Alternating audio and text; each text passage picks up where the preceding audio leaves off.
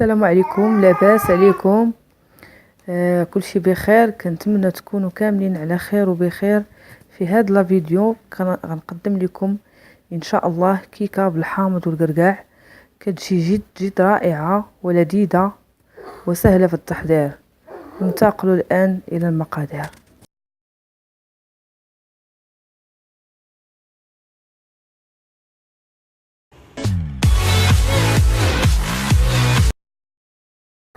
كنحتاجو كاس علبه ديال الزيت، كاس علبه ديال السنيده، دانون، نص كاس ديال الحليب، عصير حامضه، قشره الليمون الحامض، قشره ديال الحامض، 3 البيضات، نص كاس ديال تقريبا ديال القرقاع مهرمش، 2 كيسان ونص ديال الدقيق ديال العنبه، 2 كيسان ديال العنبه ونص ديال الدقيق، و3 الخمارات. نبداو على بركه الله. ناخذ البيض نضيفو عليه السنيده، خلطوهم مزيان. بسم الله.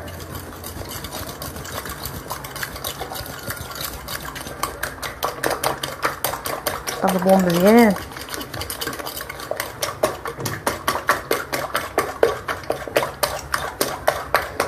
من بعد كنضيفو عليهم كاس زيت،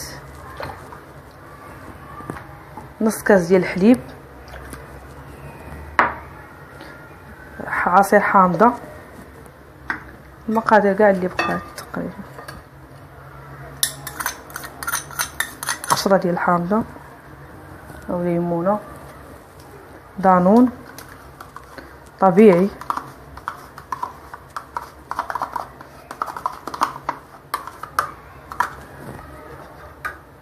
كنخلطوا المقادير مزيان.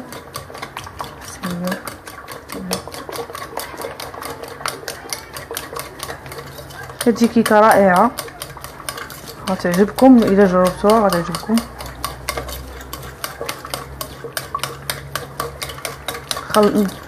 من بعد ما نخلطو مزيان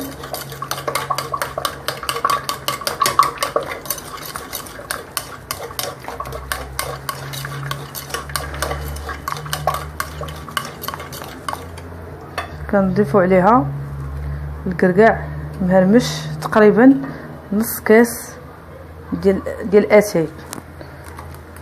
خديت الخمارات هنا، كنضيفو 2 كيسان ونص ديال الدقيق، 2 كيسان ديال نعبرو بالكاس ديال العنبه، نخلطو مزيان.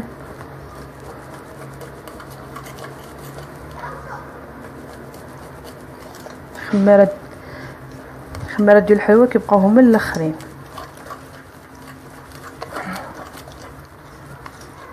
كاين اللي كيخلطهم مع الدقيق. من بعد كنضيفو الخمارات، 3 الخمارات الحلوى،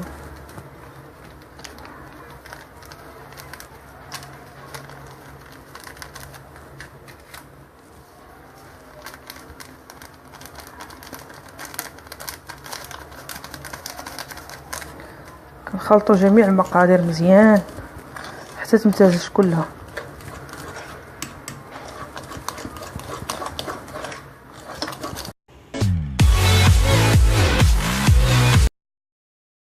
بعد ما خلطنا جميع المقادير غنوضعوها في هذا المول هذا.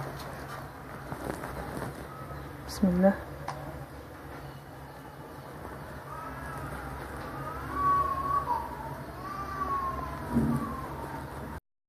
من بعد ما وضعناها في هذا المول هذا غادي ندخلوها الفرن مده تقريبا نص ساعه ونتلاقاو.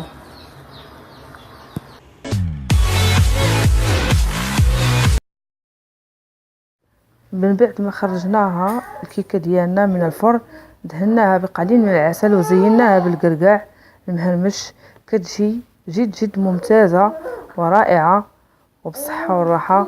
وعندكم اختيار تزينوها اكثر على حساب الذوق ديالكم، وممكن تقدموها للضيوف ديالكم مع اتاي او عصير.